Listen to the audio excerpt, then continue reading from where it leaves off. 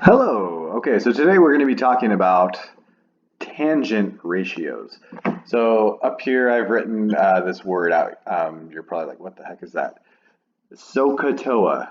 So that's something we're going to be talking about. I'm going to be telling you the story of SOHCAHTOA in class. But today we're going to be focusing on the TOA part. Oops. So TOA. T stands for tangent.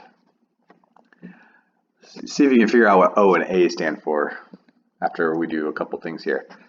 So before we get into that, a couple things that you're going to have to know for this section. You have to know what an adjacent side is, and I'll go over it, but you have to know what it means. You have to know what an opposite side is. And you have to know what a hypotenuse is.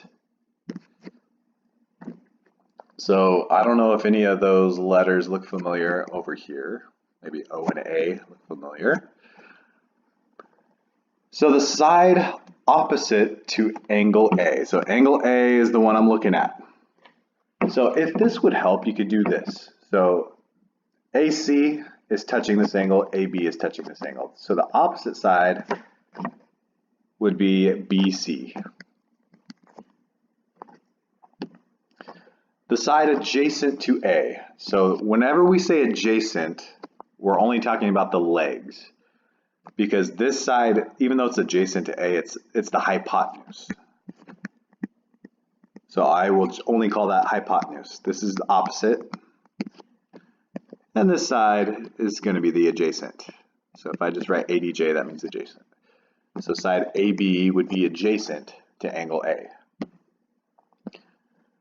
So fill in the blank. PQ, so PQ right here, is blank to angle R. So I'm looking at angle R.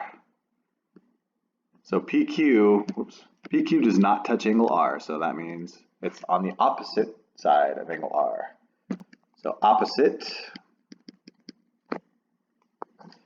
QR is blank. So QR, is this a leg or a hypotenuse? Well, hopefully you can answer that yourself. But this is a leg because it's touching the 90-degree angle. So if it's touching the 90-degree angle, that means it has to be a leg. And this is also touching angle R, so it's adjacent. So this would be the adjacent angle. And then finally QR. Okay, that's why I messed up. This should say PR. So PR is opposite of the 90-degree angle, so that means PR is the hypotenuse.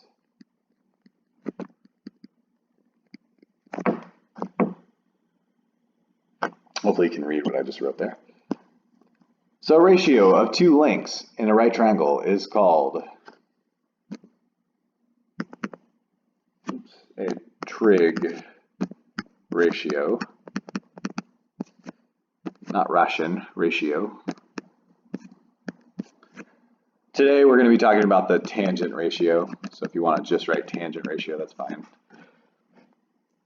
But eventually we're going to be talking about a couple other ones. The ratio of the lengths of the two legs in a right triangle is called the tangent. So remember how I was saying we're going to be talking about something called the TOA part. So tangent always equals the opposite side over the adjacent side, which is what this is saying right here. So the tangent of angle A would equal the opposite, so BC, divided by the adjacent, divided by AC. Tangent of B would be the opposite side divided by the adjacent side. So in example 1, when I say find the tangent of S, so tangent of S, and you don't have to put parentheses around the S, but it's just easier so it doesn't look like it's all one word. So S is this angle. So remember it equals opposite over adjacent. So what's opposite of S? That would be 80. And then what's adjacent? So remember, adjacent means it's a leg. So we don't want to use the hypotenuse when we're talking about tangent. So adjacent leg would be this 18 right here. So 18 divided by 80. So obviously you can simplify this. So let's see, I know that 2 goes into both of those. If I divide 80 by 2, I get 40. 18 by 2 is 9, and that'll not simplify anymore. So if we wanted to write that as a decimal, 40 divided by 9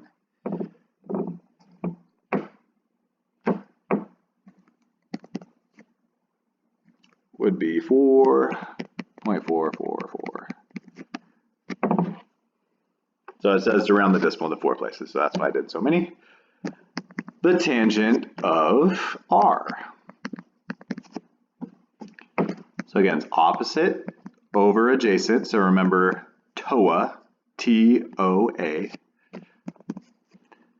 So if I look at angle R, the opposite side is 18. The adjacent side is 80. So if I reduce this, it'll be 9 over 40. And 9 divided by 40 as a decimal would be 0.225.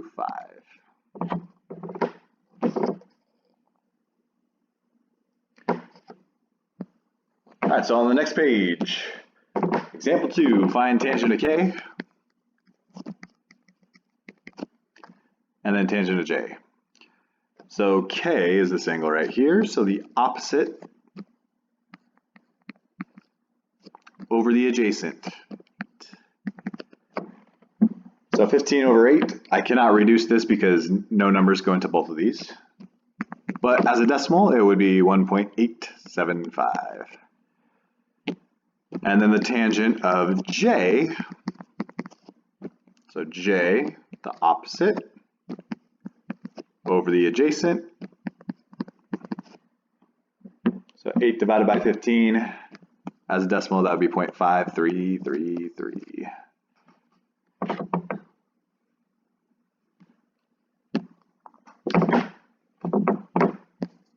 All right, so now example 3, it gets a little trickier because this time we have an angle in here instead of just a letter, and we're trying to find what x is.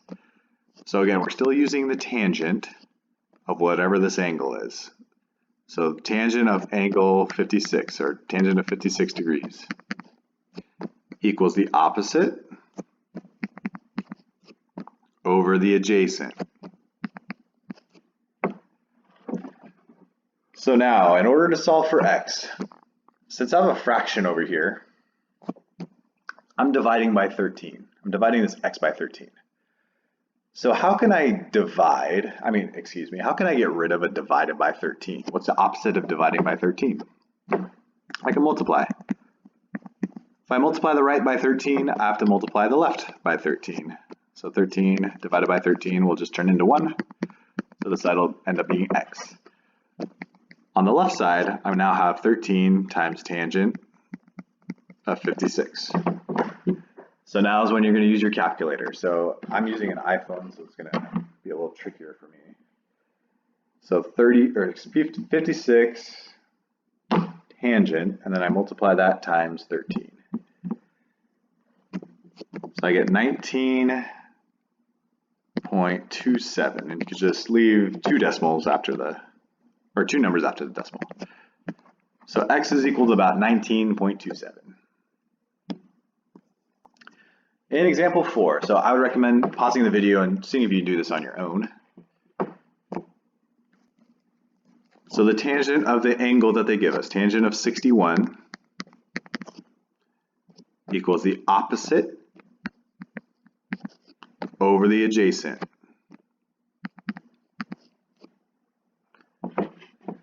All right, so this time we're dividing by x. So I can't just multiply both sides by x and solve for x. Another way to write tangent of 61, or any number, is divided by 1.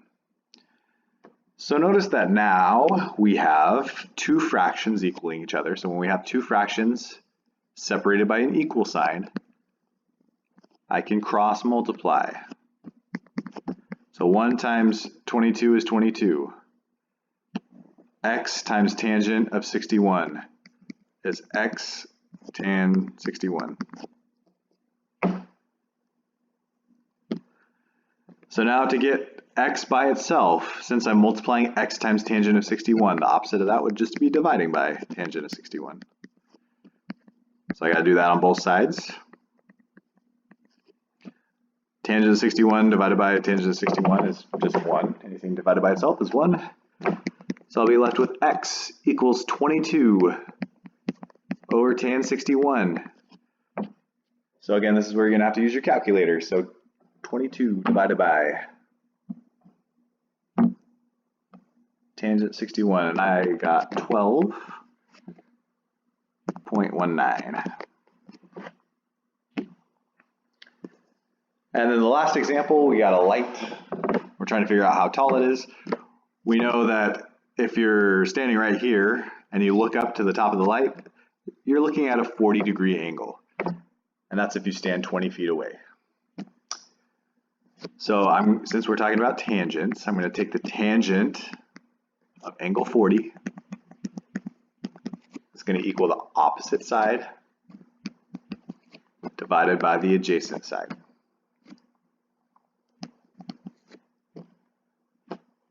So I have h up here. Right now I'm dividing h by 20. So in order to get rid of a divided by 20, because I just want h by itself, I can multiply by 20 on both sides. Then I'll have 20 divided by 20, which is 1. This side will now be h. Then I'll have 20 times tangent of 40. So then I just got to use my calculator again. So tangent of 40 times 20. So h is going to equal 16.78 feet. That would be the height of the light.